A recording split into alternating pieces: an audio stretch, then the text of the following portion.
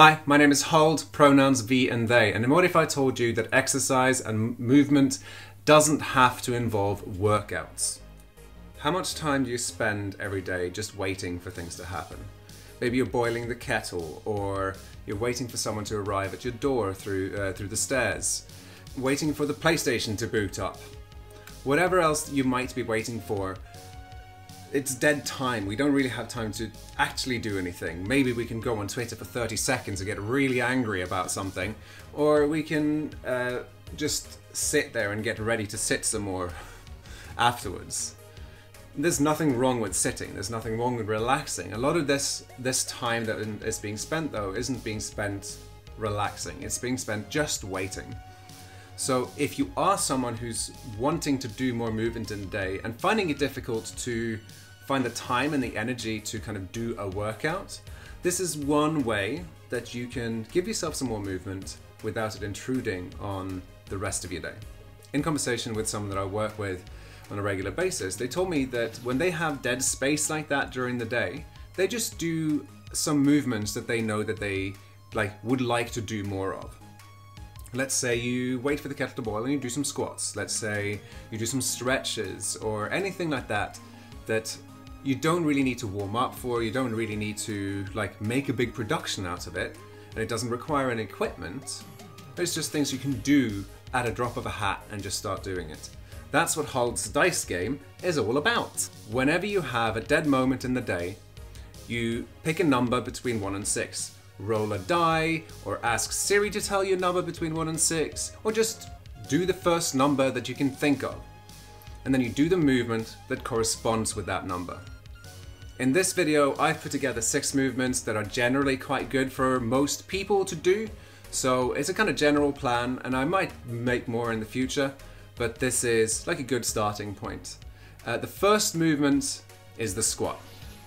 You get your feet shoulder width apart, you bring your butt down, keep your chest up, and you just move like that. If you need to adjust it, you can do it on the sofa. You can reduce the amount of distance you travel. Just make sure that you keep your chest up, butt down, feet shoulder width apart, and keep your knees in line with your toes.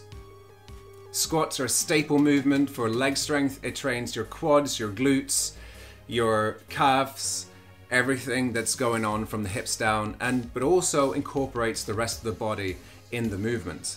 Movement number 2 is the plank. Now you can drop down to the floor to do it, or you can do it against the sofa to make it a little bit easier, or you can do it against the kitchen counter to make it even easier. You can do a plank at any elevation, even against the wall if you want to. The key thing with a plank is that you want your hands right in front of your shoulders, with your knuckles in line with your shoulders, okay? So not the wrist just below, but the knuckles just below the shoulders if you're on your hands. Or you can go on your elbows and keep your elbows just below the shoulders. Make sure that your weight isn't being pushed backwards. Make sure you keep your hips nice and in line and not piking up and not bending down. The plank is one of my favorite movements for core stability. You can do loads of different variations of it, and it's great for both the shoulders and the core itself. The third movement is the press up.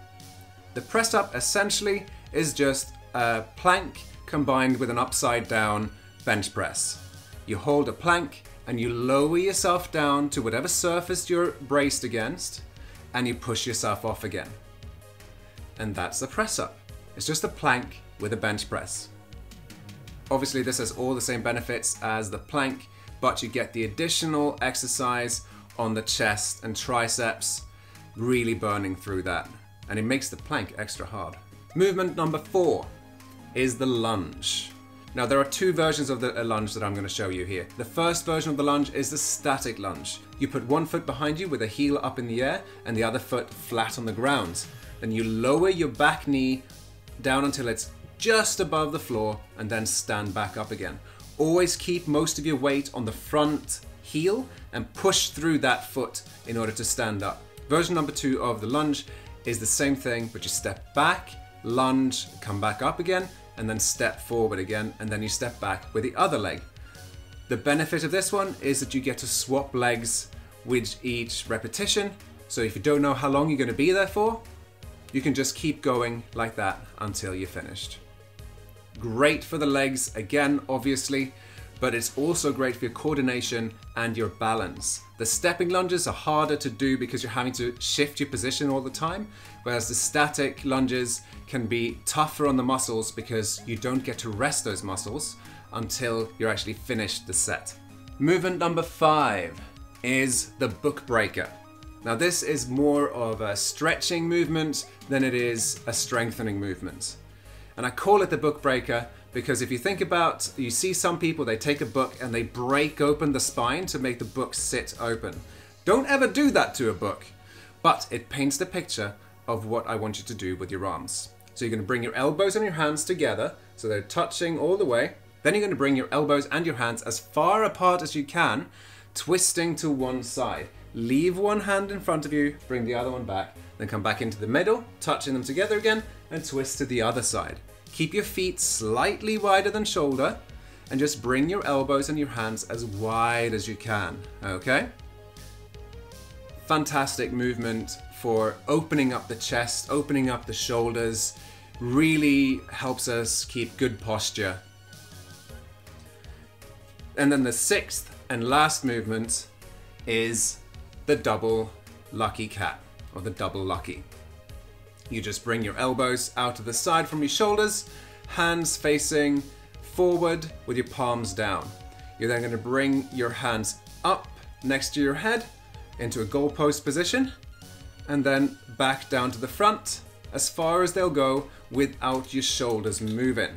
Now you don't want your shoulders to lean forward like that, because if you do, then you're not really moving through the shoulder joint. You're just moving the rest of your body to compensate. And we want to move within what we can comfortably do within the shoulder joint. And this is strengthening up the cuff rotator muscles that are very prone to injury in most people. You can do any of these exercises without much warm-up as long as you keep it to a level that is going to be easy to medium. Don't go too hard, too fast, too heavy with any of this, but you can always adjust based on your own levels. Do the movement for as long as it takes for whatever it is you're waiting for to finish, but if it's taking too long, come out of the movement, pick a new number. This game isn't about making huge gains, right? This is all about just keeping us moving during the day. And as I said at the start of the video, this is for you if you're interested in moving more and finding ways to do that that doesn't cost lots of extra energy to do. If you have any questions, feel free to leave a comment and I'll answer as best as I can. If you want to see more videos as they come up, make sure you subscribe. And if you like the video, why don't you just click that like button? And I'll see you next time.